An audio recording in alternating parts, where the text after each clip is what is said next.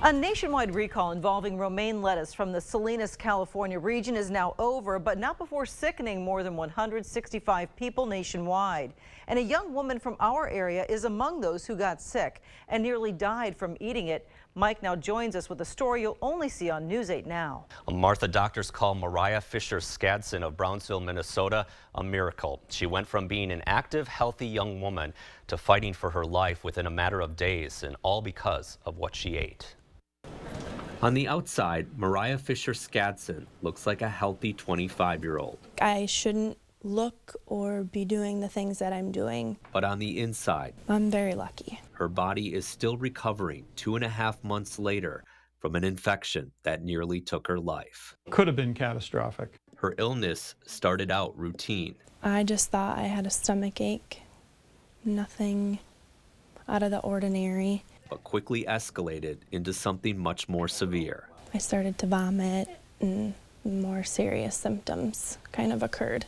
After going to the hospital 2 different times, being sent home and not getting any better, doctors were finally able to determine Mariah had a serious infection. I got the most rare form of E. coli. That the Shiga toxin is so rare. The next several days for Mariah were a blur. I don't remember much. She spent 4 days in the intensive care unit in an induced coma. I was on a ventilator.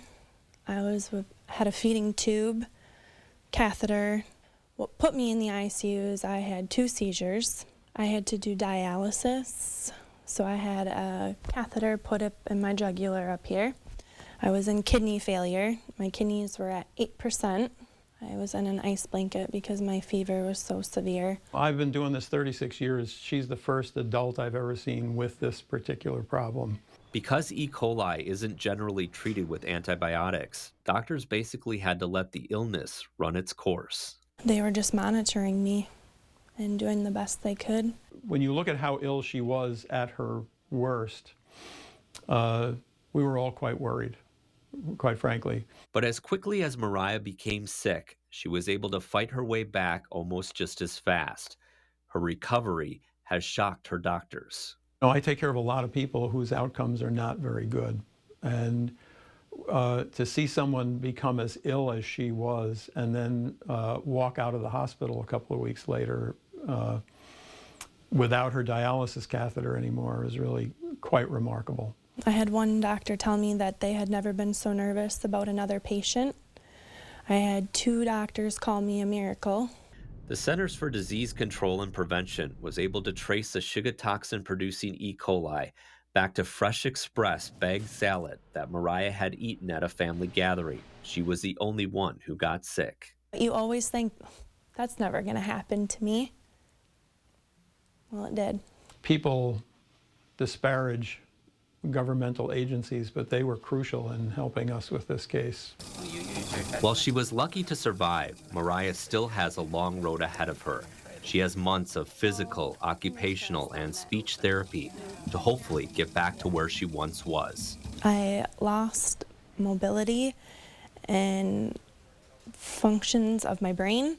The toxin affected my brain, so I'm a lot slower and I'm a lot weaker. So I'm working on that right now. So I'm just at the point I'm just frustrated that I'm not able to do the things that I used to be able to do. Mariah knows just how close she came to death, but is determined to get back doing the things she loves on her terms. I'm a fighter. I will do anything to feel better and to be back the way I was. And Mariah says she is just so thankful for the doctors over at Gunderson for saving her life and her family and friends who stood by her side the entire time she was in the hospital. It was quite a long time. And some good news in her recovery. She was just cleared this past Friday to be able to drive on her own again. So that's a big step for her. That's a big hurdle. You know, it is actually shocking, though, to see someone that healthy get so sick so fast. Right. But actually, she's made such a big rebound from all this. But what's next for her? Well, actually, she is pursuing some legal action against the company who sold this lettuce. She says she simply doesn't want anyone else to have to go through this and possibly even die from it next time. All right, good luck to her, and thanks for doing that story tonight.